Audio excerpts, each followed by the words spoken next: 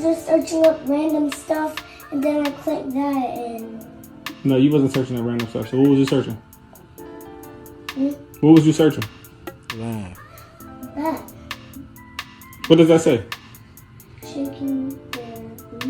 Why was you searching that? I don't know, because I just love them. You love what? I love. What do you love? The boots. Is you supposed to be searching that? Is you supposed to be searching? No.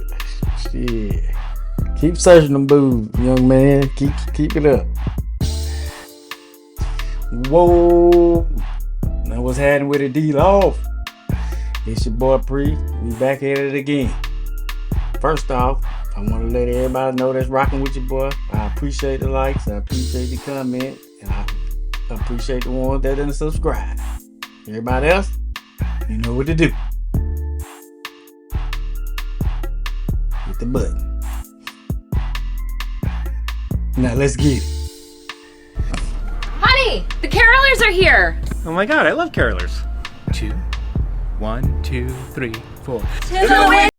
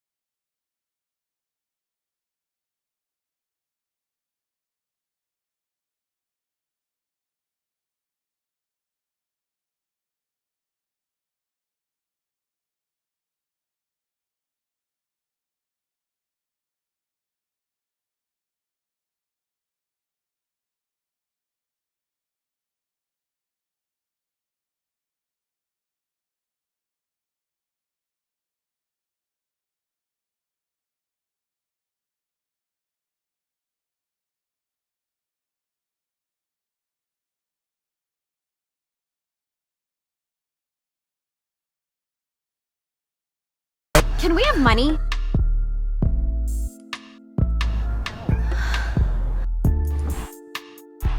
I tell you what, boy, that if you ain't never been to a white folks club, shit, that's they anthem right there, but that's they motherfucking shit. To the window, to the wall. They gonna tear it down when that motherfucker come on. I done seen it too many times. In their feelings of abandonment. Come here, baby. Let me talk to you. Just think about it. Whenever you're reluctant to actually engage in discussions about feelings, you're creating emotional distance. Or whenever you withdraw from conflict, if your go-to in a crisis or in a vulnerable moment is to retreat, what do you think is happening? You're destabilizing the foundation of your relationship. And so in that sense, how can they trust you? And if they don't trust you, how can they feel secure emotionally? If they don't feel secure emotionally, if they feel like they're the ones who are doing most of the work when it's a fight or a conflict, it's just simply them, that makes them feel lonely. And if you're going to retreat and run away, that's going to make them feel abandoned. And in this sense, you can't say that they're just imagining this because it's real. It's actually happening in the now. There's proof that you run whenever there needs to be a vulnerable moment or anything related to feelings. So for that person who's actually seeking that connection, your avoidance is making them feel lonely. And that feels very one-sided. It makes for a very lonely, one-sided relationship. So then this creates this emotional gap. You have one person who is seeking reassurance because you may be the person who's invalidating them, and they're constantly pursuing you, which is causing you to run away. Do you see how this is creating conflict and chaos? Then we have this pursue-withdrawal cycle that's full of resentment and tension and distress. The one thing you don't want to do is signal that you don't value that relationship, but your avoidant tendencies typically do. And it's that perception that intensifies those feelings of abandonment. Think about a person having to navigate alone, solve alone, process alone, feel alone, regulate alone. Think about that. That's kind of what you're making them do. Your avoidant behaviors and tendencies protect you, but they're not protecting your relationship. Wish you all the best. Happy, healthy relationships. Bye, babies. Well, You don't want the relationship no more? Shit, keep it up. Keep it up. The universal hot crazy matrix, it's everything a young man needs to know about women. I've developed this on my own over 46 years of living on the earth. Hot is as usual measured from 0 to 10. Crazy is measured from 4 to 10 because of course there's no such thing as a woman who's not at least a 4 crazy. This is your hot crazy line right here. Very important that you keep in mind where the hot crazy line is. This is your no-go zone. We do not hang around and marry women who are not, at least in our mind, a 5. We just rule this out. Life is better this way. This is your fun zone. You want to move out of the fun zone to a more permanent location. Above the crazy line, we have the danger zone. This is your redheads, your strippers, anyone named Tiffany, hairdressers. This is where your car gets keyed, you get a bunny in the pot, tires get slashed, and you wind up in jail. At this point, understand something. Any woman that you have previously located on this chart can vanish from that location and appear anywhere else on the chart. Above an 8 hot, about a 7 crazy. This is your date zone. These are women that you introduce to your friends and your family, reasonably not crazy most of the time. Now, above an 8 hot and between about a 7 and a 5 crazy, this is your wife zone. This zone is not scaled to size. Below a 5 crazy and above an 8 hot, this is your unicorn zone. These things don't exist. If you find a unicorn, please capture it safely, keep it alive. We'd like to study it and maybe look at how to replicate that. I was explaining this to a guy one time and he said, wait a minute. I met this girl and she's like smoking hot. She's like at least a 9 and she's chill. She's totally cool. I said, you should be careful. That's a dude. You're talking to a tranny. Down here below a 4 crazy and above an 8 hot, you're probably talking to a dude. For the women watching, is there a male version of that? I mean, yeah, it's a little simpler, but we can do it real quick. It doesn't take very long at all. You got your cute axis and you got your money axis, okay? Women have a very large no-go zone. This is for dudes who are neither hot nor have a lot of money. This is the husband section. Once you cross a line and have sufficient amounts of money, it is no longer relevant how hot you are. And women have a fun zone here where a dude is broke but hot. That is the cute versus rich matrix for women. remember, your responsibility to be ready to date hot bitches never ends. I like that. If we broke up today, what would you do? We'll go with that bullshit. Can you just answer the question? If we broke up today, what would you do? I'm going back to my ex. Today? Nah, that ain't what you just said. What? What the hell you mean? If we broke up today, what would you do? I just told you, I'm gonna go back to my ex. What the fuck you mean you want back to your ex? They gonna cry or something. Man, don't let me knock that shit out your hand. What do you mean you going back to your ex? I love her. I still love her. Since the when? You talking about Since I ever met her. I know. Stop playing. I ain't never stopped loving her. What the fuck you want me to do? Why you don't just go back now? you will be the ex. That's a question. I can't. Why? She got a nigga. Do you not know how she changed me? She helped change my life. No, I don't. Because your life That's why was you shit don't- when I met you. So what you mean she helped you change your life? What the was it before that? And that's why I'm going back to my ex. Why? Because of shit like that. Why do you want to go back to your ex? She got good and she got some fire. Never mind. You wouldn't understand. I know you fucking lying. Now I'm gonna ask you again. If we broke up, what would you do? And you back better. to my ex. She fine as f. She thick. She brown skin, dark skin shit. She fine as f. Who the f wouldn't go back to my ex? My ex finds a motherfucker, and you know it. They're my baby. So why you just Forever. don't go now? That makes no sense. Like, I'm not understanding. You know why it don't make no damn sense? It makes no damn sense. Because you're not using your brain. How? How am I not using my brain? It's my question. If we break up, Yes. who is my ex? It's my question. If we break up, no, you just had all that goddamn air in your chest. If we break up, who the fuck is my ex? Me.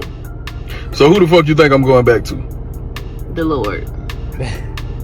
Don't try to twist my question around. I ain't twisting shit. I answered the question. You just so toxic. You thought I was talking about another ex. I'm toxic because I asked the question. Bro, now it's my fault. Yes, because you I got time for this shit. Get out my get on my nerves. Why you didn't just say that in the first place? You did. Hey, Rashawn. Hey, Judy, what you doing? Now I'm about to go to sleep. Judy, I'm hungry. You want to go get something to eat? What are you trying to eat? Let's go to New Orleans. I'm down. All right, meet me at the airport. All right, bye. Let's go. Hey fam, so this is the biggest backstory I'll ever tell about how I convinced my friends to meet me at the airport at 5 a.m. to catch a flight to New Orleans just to eat. Y'all, and here's the walk, well, the glide. And before I get to the food, let me say this. Get you some friends that you can enjoy doing life with. Y'all get out there, take the trip, do whatever. You know, land in New Orleans. Y'all just don't know, I'm ready to eat. So we get in the Uber and I'm telling Miss Diane, I've never had good gumbo in New Orleans. And she says, I'll take you to get some good gumbo, baby. And y'all, we end up at this convenience store and I'm looking like, there's no way they got good gumbo. Y'all, this is the best gumbo I've ever had in New Orleans and I ain't even playing. So we get back in the Uber and we head to this place called Shuri's, and everybody always talks about the shrimp and grits. They were amazing. The breakfast was good, y'all. But let me tell you something. The Banana Foster French toast stole the show. Y'all, this was the best French toast I've ever had.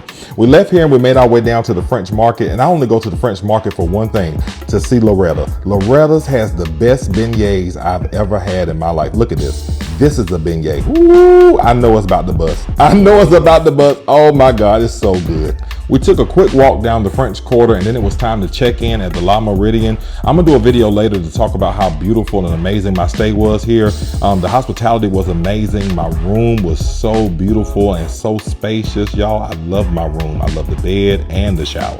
Our next stop was the Court of Two Sisters. This place has so much history and it is just so beautiful, y'all. The menu was amazing. We ended up getting the salmon bites, the roasted ducks, and the fried green tomato. Everything tasted great. We took a quick walk down Bourbon Street. There were so many great things to see. I always pass this pizza spot, so today I said I'm gonna try it and it was pretty good, y'all. Pretty good. I stopped and got me a virgin daiquiri to refresh my palate because we had more eating to do. Everybody knows about Morrow's, but I had never been to the new spot Morrow's Steakhouse and it did not disappoint. The bread was phenomenal, y'all, and this Mardi Gras shrimp, oh my God.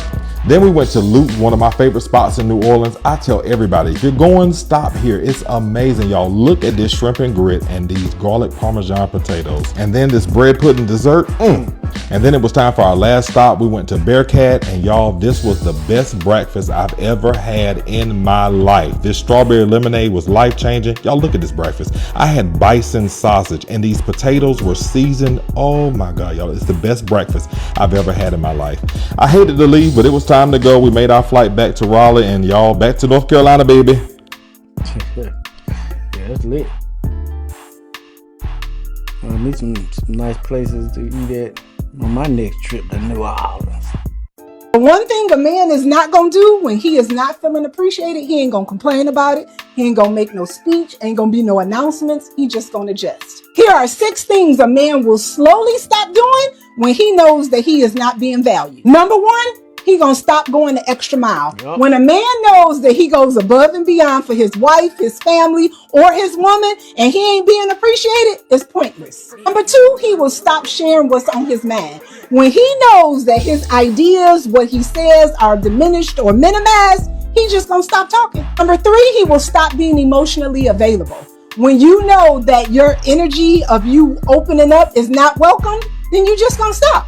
Number 4, he will stop trying to impress you. The dates will get simpler. The surprises will fade. It literally will go from passion about you to obligation. Number 5, they will stop initiating connection. They get tired of being rejected and they will take their energy someplace else. Number 6, they will stop feeling peace at home. And when a man loses that peace, everything suffers quietly. One thing I know about a man, he is not going to pull away suddenly. It's going to happen over time. And when it does, that's when he will start to hear that he has changed. which is not true. Truth is, men do not change, they just adapt to how they're being treated. Appreciation fuels men, respect keeps them grounded, and peace keeps them present. Always remember that. Don't goddamn forget it. At all. Don't do it.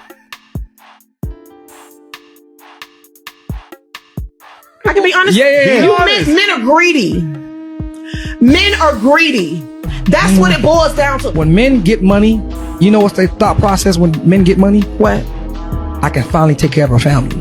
I can get a girl and I can do X, Y, Z with her. And I can get more than one girl. Either way, even that's the case. Even that's the case, he's still doing for who? Another woman. Now, when a woman gets her money and gets things, what does she say? I don't need a man. I don't need a man. So who's really the greedy one? If anything, women are very greedy and selfish. Everything is about me, I, what I can do. And he's not lying. Nope. Everything he said is actually the truth. No, Chris, for real, when a man has it all figured out and he's got the career that he wants and, is able to make all the money that he has, then in the end, what is he doing it for? He's doing it for a family he wants to build with a woman that he wants to be with.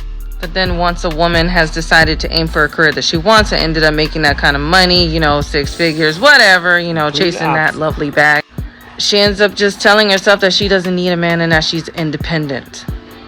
Name one man that ever says that he's independent.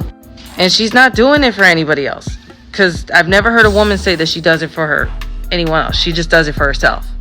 Because in the end, even when she is doing it for herself, she's going to still expect a man to do it for her too. And that's the thing that's the problem that I see now, is that a lot of women want relationships and then they find themselves wanting to have the benefits in said relationship, but they still wouldn't provide any benefits to a man. Like, what is a man exactly benefiting off of that? Right. And to me, I'm not going to lie, that's such a selfish take. That really is really selfish. I can be honest. Yeah.